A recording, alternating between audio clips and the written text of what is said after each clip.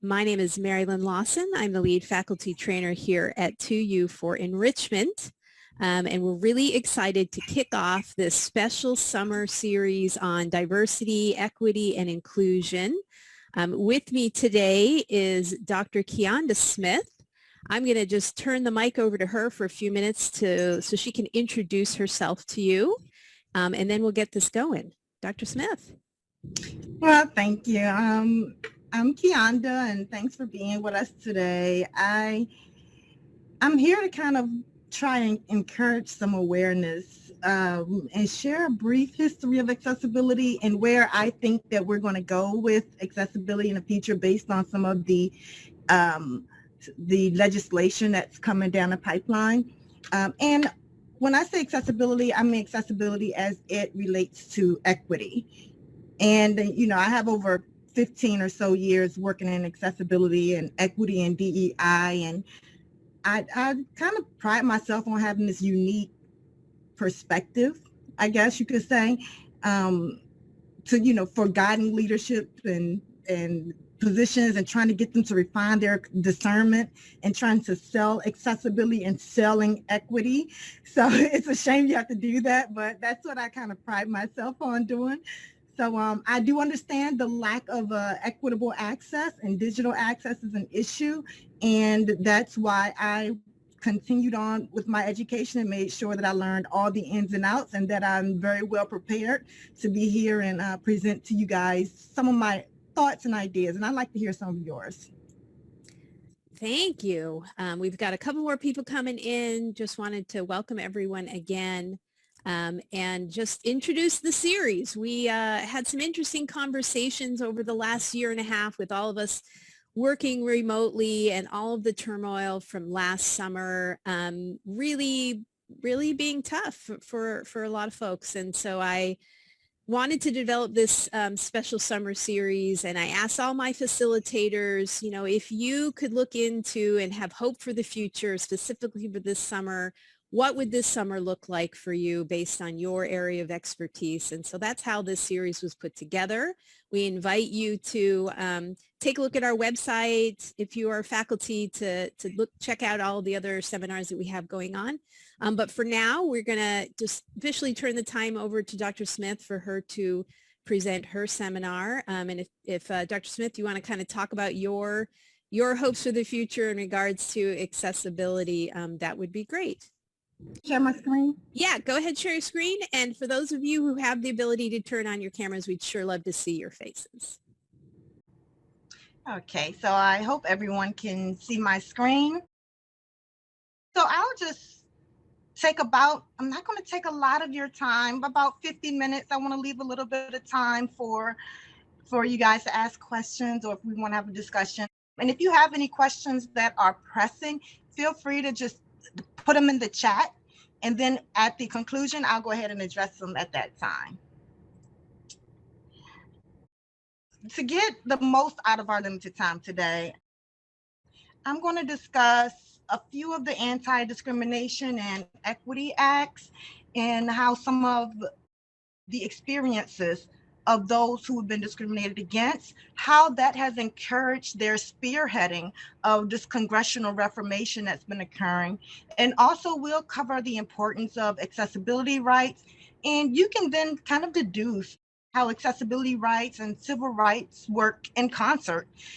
And lastly, we'll just go a little bit over universal design. First, let's aim to adopt accessibility kind of like as a philosophy, or part of an equitable philosophy. And with this, we want to think about it coming from a lens of aiming for our products, our benefits, aids, students, services. We want them to be equally effective, and we want to afford equal opportunity for all of our customers, clients, students, to obtain the same results and to reach the same level of achievement. And that, that's within our power, of course. So think about it coming from that lens. Another goal here is to at least start the conversation. centered on how we can continuously create equity for everyone as we move forward with this ideology of culture change, because this really is about a change in culture. We're working towards changing attitudes, and we want to change the attitudes of those in regards to how they view those who consider themselves as differently abled. And from a historical perspective, it provides a little a little context in concerning the progression of attitudes and how we're going to dismantle some of those historical attitudes and social models that have created inequity for those that are requiring accessibility. And when I say social models, I mean because we're trying to go from the medical model to a more social model. And that's why we are really focusing on accessibility as being an ability, or those who are differently abled. And I very seldom use the word disability, because I believe that they have abilities. It's just different than ours. It's not in the word dis, if you think about the prefix, the D means against or not to have. And I don't think that's true. Just because you're differently able doesn't mean you don't have any ability. So I think that going towards the social model is going to be a new way of looking at it, and a new way of how we design our products and how we are treating our clients and students and how we're providing services. So here are a few stats.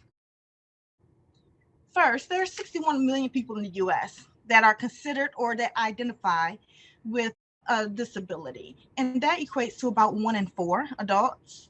And these individuals require accessible products, and we are aiming to work, succeed, and reach our full accessibility potential. So keep in mind that kids and teens with disabilities, they are going to grow up to be adults that are still going to require the same access. So the statistic of 1 in 4 adults identifying with a disability means that their supports and services need to grow with them in order for them to be successful, live well, and thrive. And remember that disabilities vary. Some of them are permanent, some of them are temporary, some are visible, some are invisible, and they can be acquired at birth or even later in life.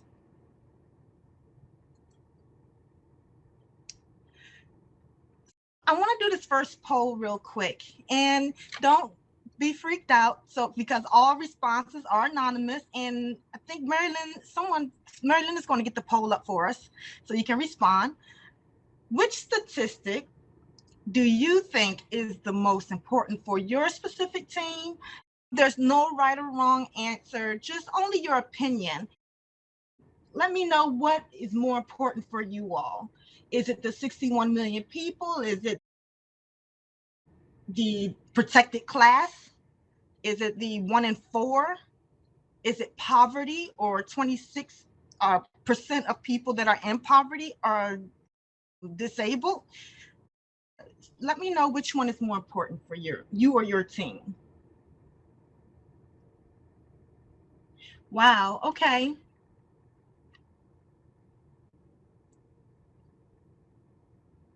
This is very interesting.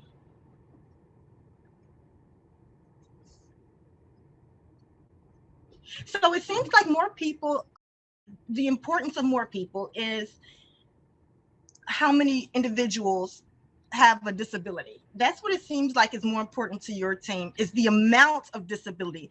That is why we need to change how we classify disability. What does disability mean? And the way we classify that, people are thinking they are not able to do things, or they have they use the IDEA Act, or they have an EIP or something. Not necessarily. A disability can be pregnancy. A disability can be, I broke my leg last week.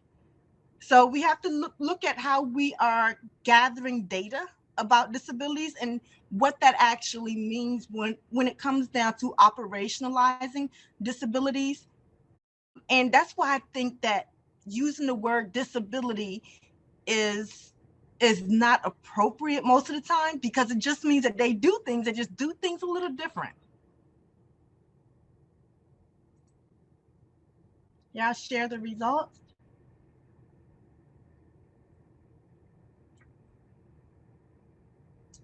All right. Moving on. Great participation. Thank you. Um, let's look at the Equality Act of 2020. I'm sorry, of 2010 in the UK. There are several past legislation which covers accessibility equity as part of their disability and equity laws, alongside all the good business and ethical reasons for equal access. It's a good idea to minimize exposure to legal risk, and you also want to comply with existing legal standards, right? In comparison to the US, we enacted the ADA in 1990. The Rehabilitation Act we enacted in 1973, and the UK currently and very recently just got those laws in 2010, about 11 years ago.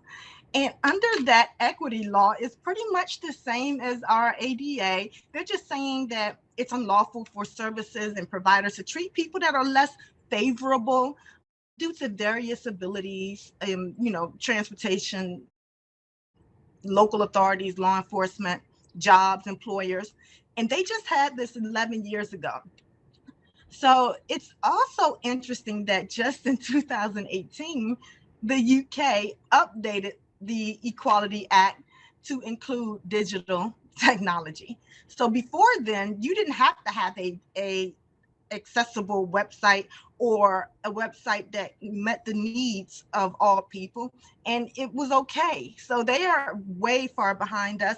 So I think that the US has set the gold standard, and that a lot of other countries are following behind us. I sit on the board of WCAG, and we're an international organization, and I do notice that we are much more advanced than a lot of other countries when it comes to equity, equality, and accessibility.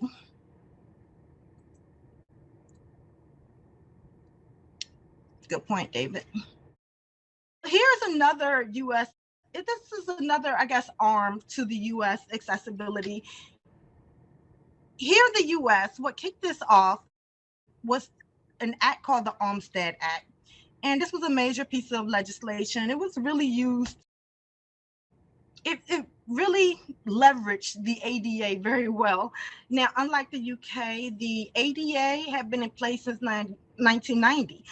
Yet this particular Supreme Court action was taken in 1999. So in Georgia, I want to tell you about the individuals that made this, why this is so important, and why this is important for us moving forward, as well as this is all very recent. This wasn't that long ago. In Georgia, there were two residents of the state of Georgia named Lois Curtis and Elaine Wilson. They had admitted themselves into a psychiatric unit just for voluntary treatment. And after the treatment was over, they wanted to leave. However, they were not allowed to leave. In other words, they were being held against their will. And once they realized this, they started a campaign to be released. The reason why the facility wouldn't let them leave is because they felt that they could not live independently. That was the fruition of the Olmstead decision, which was justifying the rights of people with disabilities and their right to live independently. This is important, as in order to live independent, they require slight accessible adjustments for their daily life, but they didn't require any accommodations. Accessibility is something that is a right for all of us. Accommodations is a right for a select few who need something that is normally done one way, they need it changed into another way. This is why this was so important. The grounds of this decision is beyond independence. It's about their self-determination. And Curtis and Wilson, they also argued that living independently without the allowance to make daily decisions and they required to have regular supervision, that's not independence. If you're going to say, oh, you can live independent, but you have to have a supervisor or you have to have constant supervision, that's not really independence. And they also argued that that law did not align with how people without disabilities live their regular everyday lives. It's a very interesting act, and don't want to go too far into this, but if you ever get the opportunity to research it, please do, because consider the pipeline legislation that's in place and how it's going to bring forward accessibility for people with disabilities to live independently and their right to make their own decisions. Now, I don't know if we have, I've seen a few women on here. There was an act recently just for us to do the same thing. It wasn't that long ago that women couldn't live independent and, we couldn't have things in our name. And that is a civil and a human rights violation. This is the same thing. These are not individuals who are of harm to themselves or harm to anyone else. They're just saying, oh, because you don't act the same way that everyone else acts, you can't live alone. Doesn't that sound very familiar to certain populations and certain groups of people? And this civil rights and human rights violation, these are things that are ingrained in our population and in our culture here in the US. Do another poll real quick. There is a right or wrong answer here.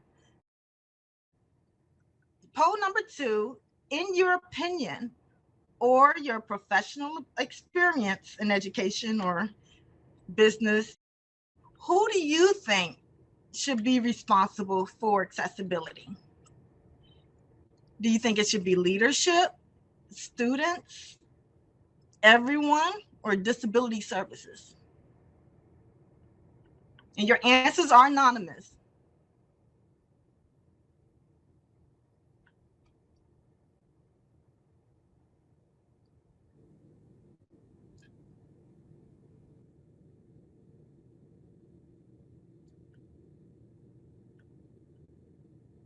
Awesome. So for the most part, everyone selected the correct answer with saying everyone.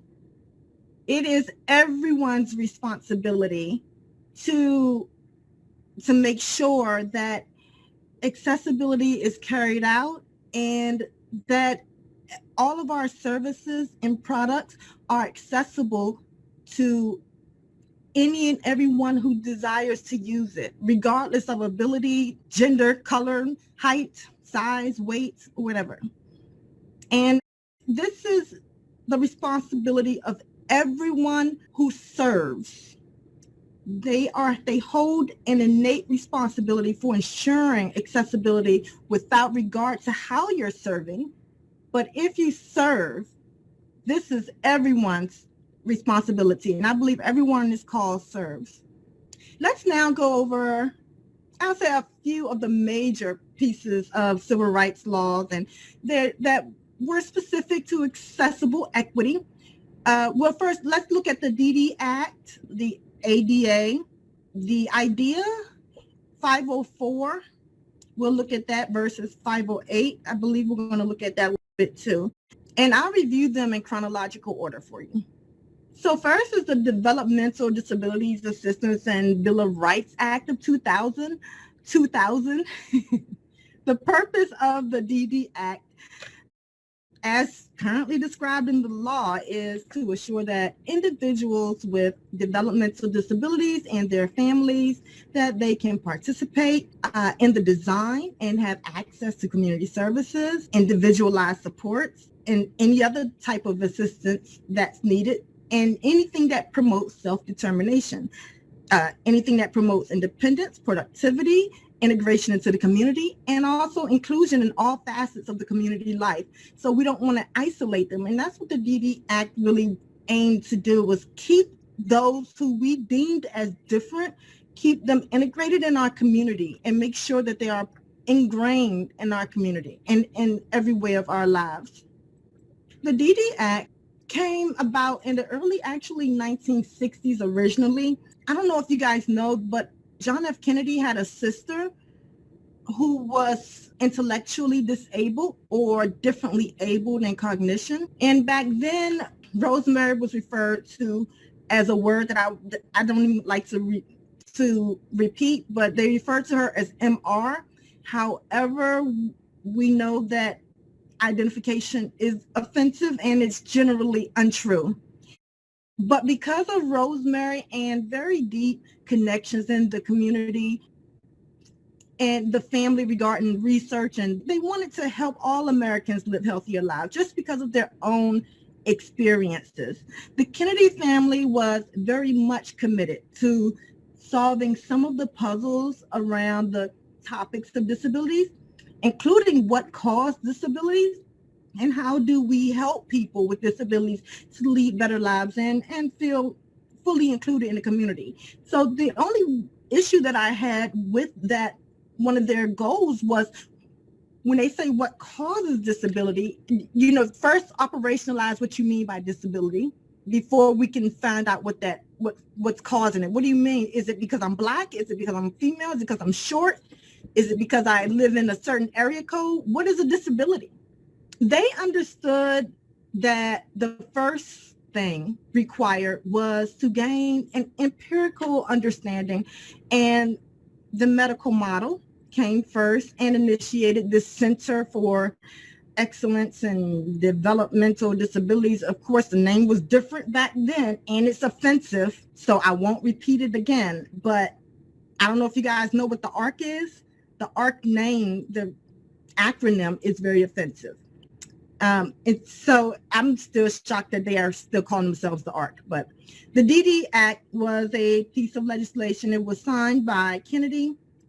It was supposed to build these systems of facilities across the country to study disability, and particularly intellectual disability, and to look to see where there might be ways that we could intervene in order to prevent it. So you can see where we were kind of having an issue already, right? So this included therapies, medications, other accommodations to mitigate some of the aspects of disability. And when they say intellectual disabilities, what does that mean? That's my first question. But just 7 years later, a lot was going on in the country between 1963, when the DD Act was first signed into law, to 1970, when it was reauthorized, and then it was signed into a law known as the Developmental Disabilities Council. And the council played an extraordinary role in every state and territory in the U.S. They're just a body of individuals appointed by the governor that work with the state legislature to collaborate with the governor and act as a mediator, access across the states and in territories, of course. Their aim is to bring everyone together to work towards obtaining what's needed to help people with intellectual and developmental disabilities live their lives within the community. Only thing I can say is I think that the councils are extraordinary in this way. They really had access to look at different abilities across the entire state, and they had connections where we could get some of these future acts signed, and they could really make movement and get some of our individuals the ability to integrate into the community and to live independently. So that's what I would say was a benefit. Section 504. So you hear a lot about 508. I want to talk briefly about 504. It states that no qualified individual with disability in the United States should be excluded from, denied the benefit of, or be subjected to any discrimination under any activity that receives federal funding. And that is where the difference is between 508 and 504. And 504 is saying if your institution receives federal funding, and what I mean by that is financial aid, they fall under 504. 508 is for everybody else.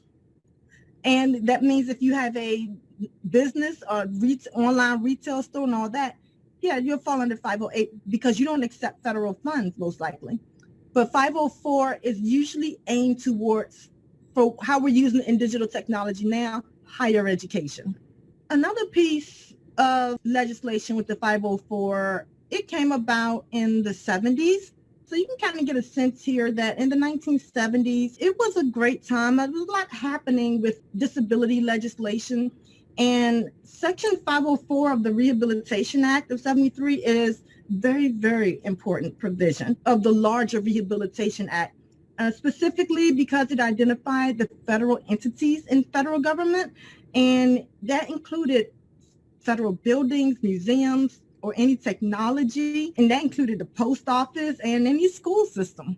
In comparison to 508, 504 is often referred to as the first Civil Rights Act for individuals with disabilities. 504 does apply to students, parents, employees, and other individuals with disabilities. They defined a disability, which is interesting. They defined a disability as a person who has a physical or mental impairment that substantially limits one or more major life activities. They have a record of such impairment, and they are regarded as having such impairment. Just from their definition there, we can see that a lot of people who are identifying with a disability most likely don't have one. So in comparison to 504, 508, it's talking more about the accessible technology for any of the organizations that provide access to and using digital technology for all people with disabilities, including public schools as well. And it requires websites that your content be accessible according to WCAG 2.1 and level A and level AA. So I want to do another really quick poll. This is just your opinion. You can put it in the chat. So if you wanted to think about ways, and you can put this in the chat as we go through the rest of the slides, how can we improve awareness within your organization, the organization, or your community? I'd love to hear about some of your ideas and your opinions on how we can improve awareness of accessibility. The last piece of legislation that I'd like to cover with you is the one that you're probably most familiar with, and that's the Americans with Disabilities Act of 1990, or the ADA as we call it. It's such an amazing piece of legislation and something that is so unique to the United States. I'm sure many of you know other countries are trying to adopt something similar, as we discussed earlier. But the United States was really a world leader in creating the Americans with Disability Act, and it was very much well-deserved. As I just said, all of the pieces of legislation, they were developed in the 70s. At that period in our history, we were moving people out of institutions and congregating settings, and we recognized that people who were differently abled, they absolutely must be in the community, living at home, participating in the community, earning an education, just being full members of the community. Yet we didn't really have civil rights for people with disabilities when the Civil Rights Act was passed in the 1960s. I think it was the Civil Rights Act of 1964. Those who were differently abled were left out. Thinking about all the classes of individuals that are covered under the Civil Rights Act, right? Even though we left those who are differently able out, you can see how they should have been well included a long time ago. We didn't even include women until the 70s. If you ever get a chance to look at the Civil Rights Act of 64, or the Civil Rights Act and some of its amendments, It's very comprehensive. It really looked at prohibiting discrimination in employment and public service and any public communications, like even your telecommunications. For protection from the ADA, they're just trying to say you must have a disability, which is defined as a physical or mental impairment, of course, that substantially limits how you get through your day-to-day life. A great example of something like this might be, I would consider cancer a disability. When they go into remission, they're still battling cancer. And while we might not traditionally think of this as a disability, we might think of someone who has epilepsy or paraplegia. If you are perceiving someone as not being well and not being fit for a job or to enter a public place, that is considered a disability. And that includes pregnancy as well. I wouldn't want a pregnant woman building a pipeline. It's something that is not safe. I wouldn't want her working in the mines or digging for coal mining or something like that. You know what I mean? So basically, if we really wanted to be specific, we could say most of us have a disability then, because most of us at one time have been in a position where we were not fit to go out in public. I've had a cold. If I go out in public, I'll give it to everyone else. If I, something that stops me from preventing my job, performing my job. If I had a broke ankle, I can't go to work and walk around all day. That's a disability. The ADA is very carefully, they are very careful not to specifically name impairment, which was designed so that we didn't end up with a list of people that couldn't come back to work or couldn't, go out in public. And say something like, well, if you're not on the list, then you don't have a disability. We certainly recognize that couching it under these three big categories was a better way to go. And especially because in our world, disabilities are continuing to be encountered, diagnosed, and sometimes for the first time in adulthood. Let me go back to that slide. There are always new and different conditions of the body that occur throughout our lifespan. And the ADA is built upon 4 important pillars that I wanted to cover with you. And this list right here has a lot of other pillars, but 4 of these are what the ADA is centered on. That is full participation, independent living, equality of opportunity, and economic self-sufficiency. That is what the ADA is built upon. And really from those 4 pillars comes everything else. We really work on in our policy decisions, both at federal and local, that's a gray area. We want to make sure that all communities, that people are able to fully participate, enjoy their civic society, have opportunity to vote, access to healthcare, employment, the right to education, play and live side by side with people who don't identify as being differently able, are very important parts of daily living, yet they're not specifically one of the pillars of ADA. However, that is the gray area because sometimes it's temporary, sometimes it's permanent, sometimes it's for a lifetime, sometimes it's a lot of grayness with that. But these are all very, very important pillars, and they really lead to the work that we are continuing to do today and how we're going to address this in the future. So developed in 2000, let's talk a little bit about universal design before we go. Developed in 2008 at the Center for Universal Design at North Carolina State University, a group of architects, product designers, engineers, they established this set of principles for universal design. And I'm not talking about UDL. I do know UDL is something different, and we're only talking about universal design. These are applicable to environments, your academic environment, communications, and any academic products. So these are the principles of universal design, not universal design for learning. As you can tell, equitable use, flexibility, simple and intuitive, tolerance for error.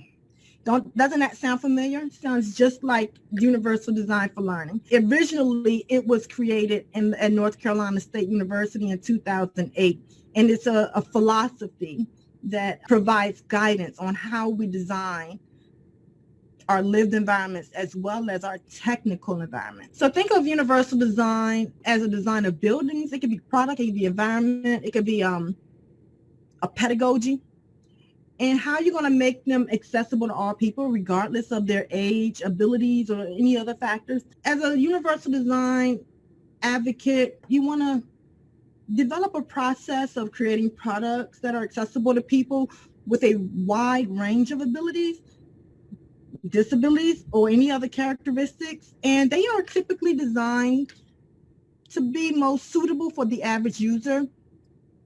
In contrast, products that are designed according to the principles of universal design, we want everyone to be able to use them to the greatest extent possible, without any need for adaptation, accommodation, or specialized design. This resulted in product features that benefit a variety of users, not just people who were differently able.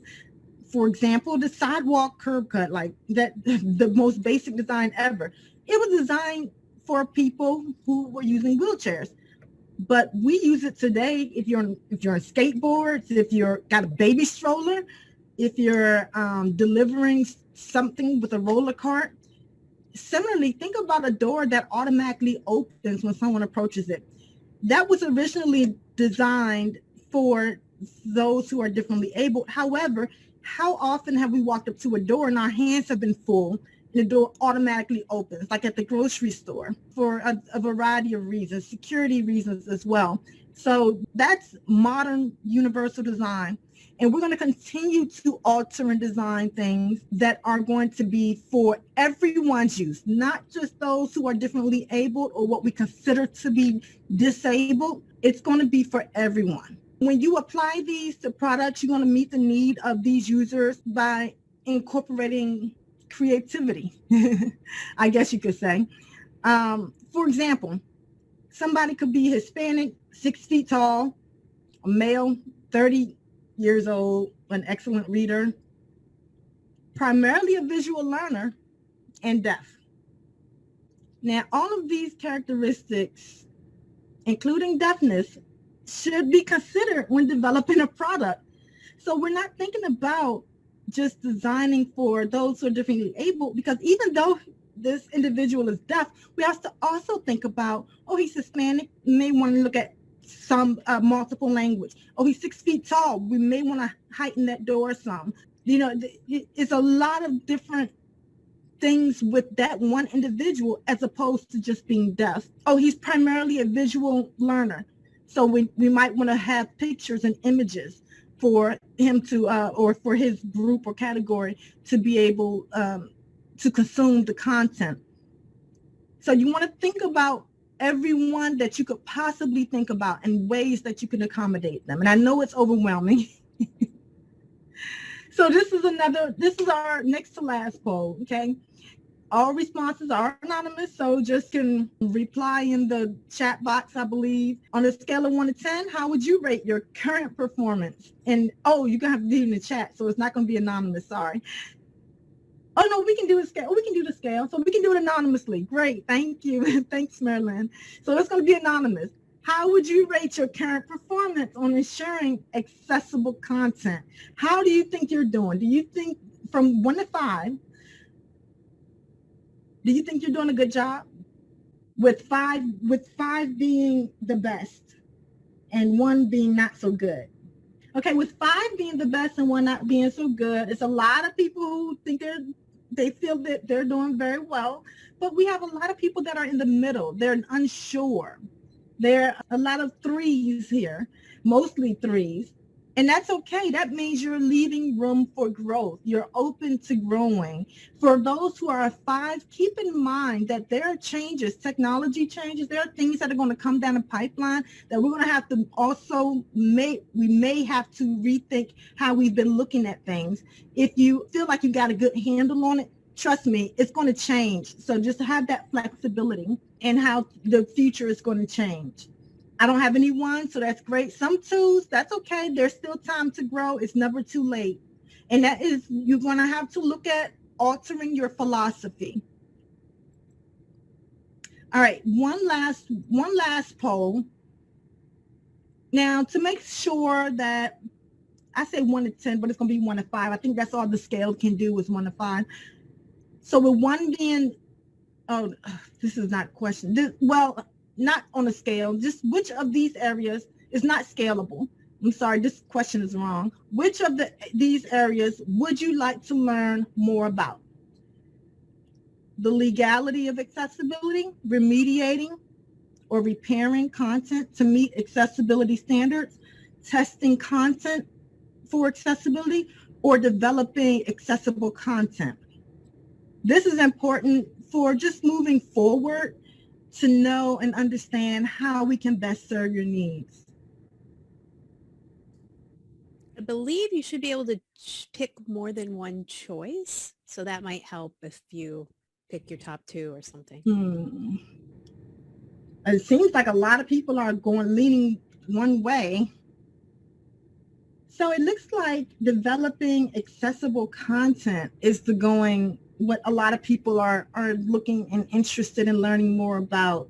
Testing is coming in a strong second, and then remediating, repairing content. The legality, not so much, that not that many people are interested in the legal aspects, but developing accessible content, I know is going to be a struggle. The reason why it's a struggle is because of innovation and technology changes that are occurring so quickly and so rapidly. You think you got it down, and then tomorrow it's something new.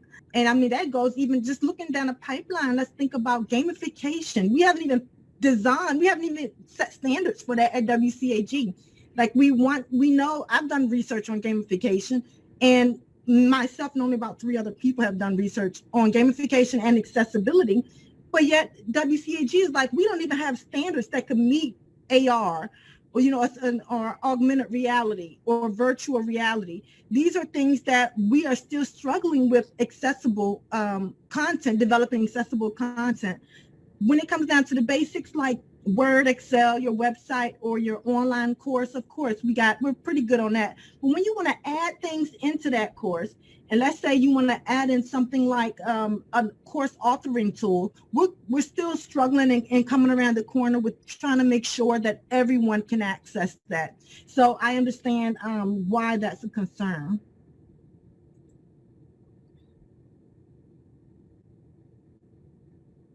And here's the rating one. Oh, I finished that one. I finished that question. Okay. This is the conclusion of our initial goal of creating a society with variety, trying to take the dis out of disability. I've enjoyed the opportunity to share my thoughts and ideas with you all today. Now, if you'd like, are there any questions? I can't see the chat box, but I don't know if anyone has anything in the chat. Let's see here. Okay. I can see it now. Keyonda? Yes. Hey, this is Melanie. How are you? Hi, Melanie. How are you? Hi, good. Thank you. And that was just so informative. And, we've been having a lot of dialogue lately. I'm at Ross Sear School of Education at USC, and we're looking at mental health as it relates to being is categorized as a disability. And with students coming back in, having been through this pandemic, a big part of our discussions lately have been related to mental health. So that is why I thought it's really important, the legality of accessibility, that I think that because I'm looking for change. I think we have to be looking for change because our students have experienced something.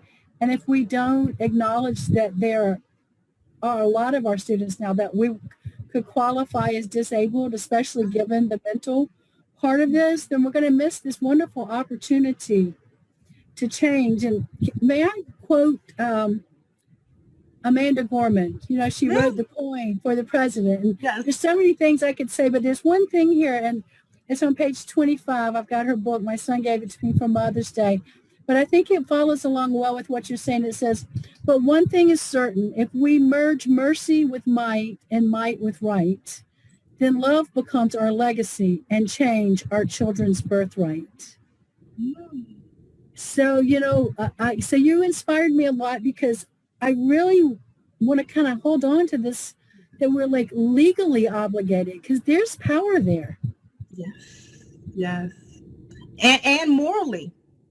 Yeah, well, moral, of course. Yeah, we are morally. A lot of people don't care about the morals. I mean, you know what I mean? We do. We're everybody in this room, because that's why we're here.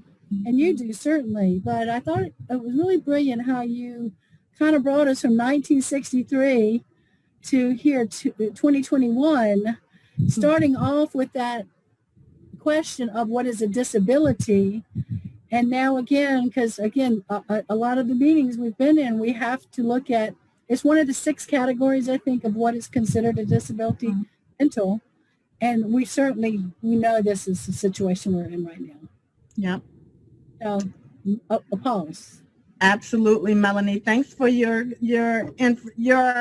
comment there. It's definitely an issue, I think, that's faced by a lot of higher education institutions and a lot of places of business, a lot of workplaces. And K-12. I mean, all our teachers, all our principals. I mean, we're all basically in need of counseling. Yes, we all have mental, we are all cognitively differently able. Emotionally, socially, the whole shebang. But then again, think about, what does, when they say it in the law, though, they're saying impairment. Like it stops you from doing your everyday life living, right? So I'm going to tell you now, the government looks at it, the federal government, which is what we adhere to, is going to say, well, can the students still come to school? Can they still sit in the classroom and do their work? Then they're not technically disabled. When they say disabled, they say that it significantly impairs their ability to perform their day-to-day activities. Yeah, I say we don't know yet. Yeah. We haven't even gotten there. We haven't gotten to that real first day where we're all back to normal. Yeah, because let's say they come to class and they can't function, or they can't. No. They're scared. Then a lot of them are scared. Yeah. That's something else that you have to look at as well. But the government is that act is definitely very specific on when it says, does it stop you from doing? And that's why Lois Curtis case, the Olmstead Act, is so important, is because they were stopping her. They were saying that she can't take care of herself because she's cognitively different. She's differently able in cognition. But it didn't hinder anything. She just needed some accessibility things, but she needed no accommodations. She needed nothing, no type of assistance on anything. She could take care of herself. She could clean her house. She could do everything she needed to do. They just didn't feel comfortable with her level of what they considered as mental retardation. Yeah, well, we're going to have a lot of kids held back. They're not going to be able to advance to the next grade, or maybe apply for college, or lots of different things. I don't want to take over the conversation, but for me, it sparked that. Great personally. Comment. Yeah. Thank you. Any other comments or suggestions or questions? We have about 6 minutes. Yeah, I just have a comment and a question. So thank you for presenting this seminar today. For me, it just helped create a lot of self-awareness and also self-reflection of how I can do better when it comes to accessibility. So my question to you as an accessibility expert, what is one thing that you wish educators could do better when it comes to accessibility? Ask for help. If you're not sure that your content is accessible to all of your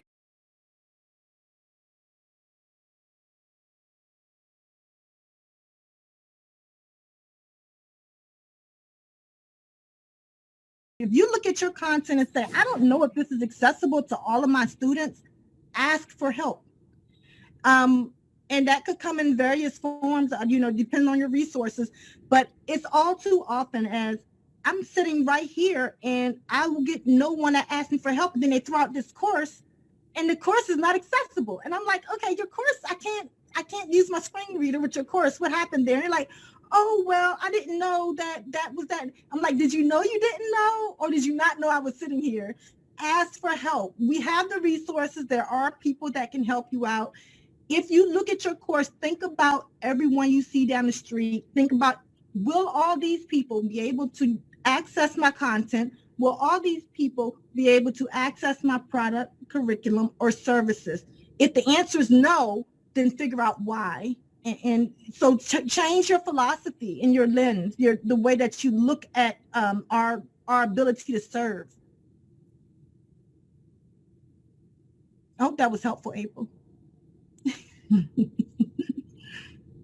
Yes, Mr. Compton, I believe, raised his hand. David Crampton? Somebody raised their hand. I didn't want you. So I put in the chat that I have an impression that my online students are more likely to have different abilities, and they're choosing our online program because, for example, getting to campus is just going to be too much of a lift. So I'm just curious if 2U has data that would support that notion. Because I love teaching online, and I think online is going to be a key piece of this vision we have of a world where we're more inclusive. So I'm a social work professor, and so I really just love that I can help somebody become a social worker who otherwise couldn't.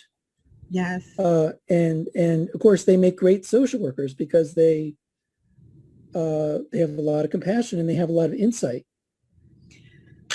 Now, as far as you having data on why students are choosing online versus face-to-face, you personally doesn't own that data, but that data is available. There is data available as to why you selected a virtual course over a face-to-face or a ground course. We have not done it with our institutions, and that's something, Marilyn, we can throw out there as something we might need to pay attention to. Why are these things occurring? Making sure that it's equitable across the board, making sure that everyone is getting the same services that meets their needs. So I might want to look into that a little bit more, David. Thank you for that question.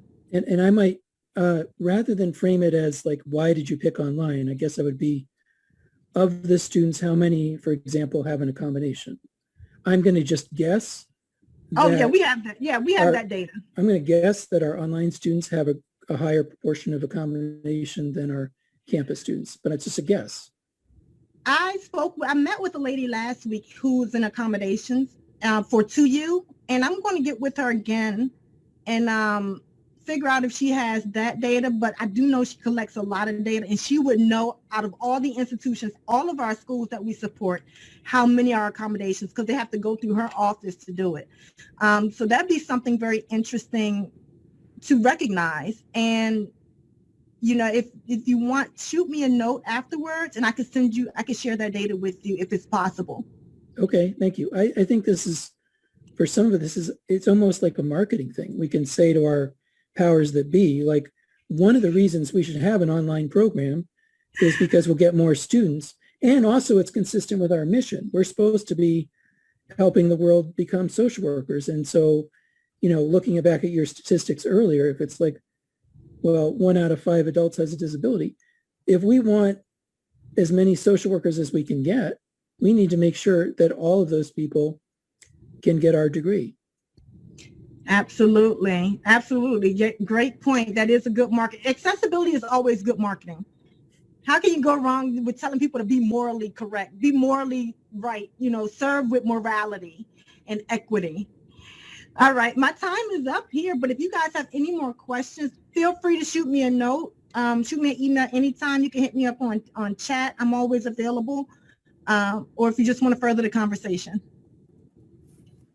Thank you so much, Dr. Smith. What an informative hour that we've had together. I appreciate all those who were able to attend. This recording will end up on our website along with Dr. Smith's slides. I know some of you were asking for those slides, so check that out. Hopefully, usually it's up within 24 to 48 hours on our website. And, you know, we want you to keep referring to that. Reach out to your faculty relationship manager if you want some more information, or if you wanted to schedule some time with Keyonda. She's a gracious and very, very knowledgeable woman, and I know that she'd be willing to meet with you. So thank you for your time and for your comments and for your commitment to your students. Hope to see you next Monday at the 12th at 6 p.m. We're going to be talking about cultural humility. If you can join us, we'd love to have you. Have a good day, everybody. Bye-bye. Bye-bye.